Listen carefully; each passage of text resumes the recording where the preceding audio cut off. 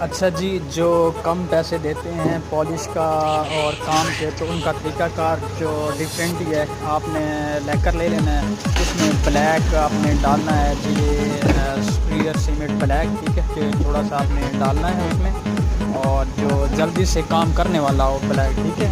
تو اس طرح یہ دیکھ رہے ہیں کہ بلیڈ جو شیڈ کس طرح سے آ رہا ہے جی، ہلکا سا آپ نے بنانا ہے، اس طرح سے کلیئر آ رہا ہے، ٹھیک ہے. جیسے ہم سیدھا لیکر لگائیں گے تو یہ کچھ نہ کچھ بہتر آئے گا، ڈارک کرتے ہیں تو پھر ویسا خراب ہوگا.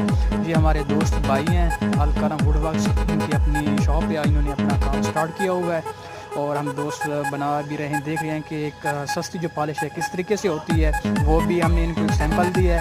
اور یہ عدنان بھائی ہیں، یہ بھی کارپینٹر ہی ہیں، تو ان کے ساتھ ایک ویڈیو بنا رہے ہیں، اور سب مل کر. یہ دیکھیے مسکراہٹ بھی ہے چہرے پہ، ہلکی سی آئی ہے، تو میں نے کہا ویڈیو بنا رہا ہوں. تو یہ